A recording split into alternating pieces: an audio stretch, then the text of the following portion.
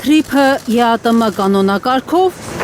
Հայաստանի փոխարտգործնախարար Մնացական Սաֆարյանն է սկանդալային հայտարարություն արել հայ-ամերիկյան տարանցման նախագծի վերաբերյալ։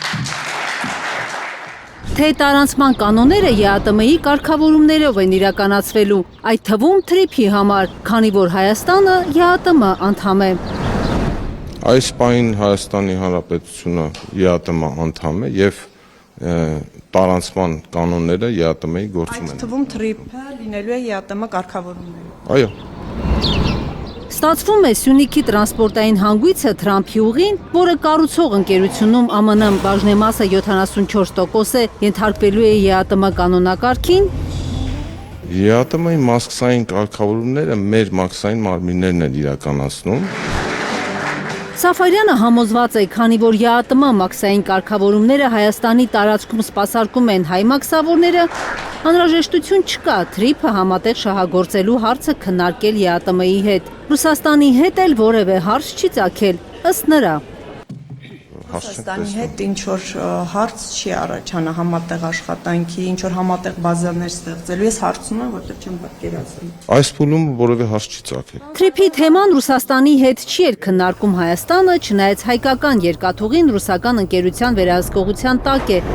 ինչի մասին Մոսկվան անընդհատ հիշեցնում է Երևանին։ Մենք ռուսական կողմի հետ Թրիփի վերաբերյալ քննարկում չենք տանում։ Բայց իրենք բարձրացնում են հարցը, իրենք ինչ-որ բացի այս հրապարակային հայտարարություններից, օրինակ խոսում են իրենց մասնակցության մասին, իրենց պատկերացումներից, ինչ-որ այն ինչը հայտարարում են հրապարակային նկատմամբ նաև առանձին հանդիպումներում խոսում են այդ մասին։ Կրկին նշեմ, որ մեր երկկողմ օրակարգում ռուսական կողմի հետ այս պահին նման հարց չկա։ Железная дорога это Վերջին անգամ Դաշնության փոխարտգործնախարարն էր զգուշացրել, Թրիփը չի կարող կյանքի կոչվել առանց ռուսական կողմի կարծիքը հաշվի առնելու։ Ի վերջո Թրամփի ուղին նույնպես անցնելու է ռուս սահմանապահների վերահսկողության տակ գտնվող հատվածով։ так или иначе Այսպես թե այնպես Ռուսաստանի կարծիքը պետք է հաշվի առնել, ԵԱՏՄ կարծիքը նույնպես պետք է հաշվի առնել։ Այդ պատճառով կարծում ենք Ռուսաստանի մասնակցությունից նախագիծը միայն կշահեր։ так что Արդյոք Թրիփի վերաբերյալ Մոսկվայի կարծիքն այսօր արտահայտվել է Փաշինյան-Միշուստին հեռախոսազրույցի ժամանակ։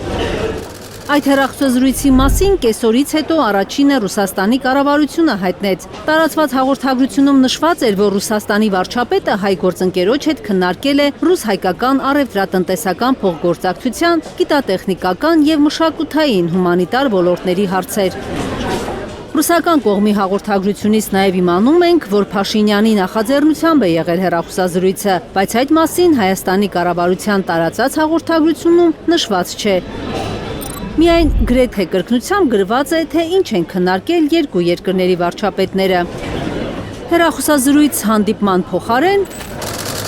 շատ վերլուծաբաններ հատկանշական են համարում, որ Փաշինյան-Միշուստին զրույցը տեղի ունենում Փաշինյանի խոստացած Պուտինի հետ հանդիպման փոխարեն։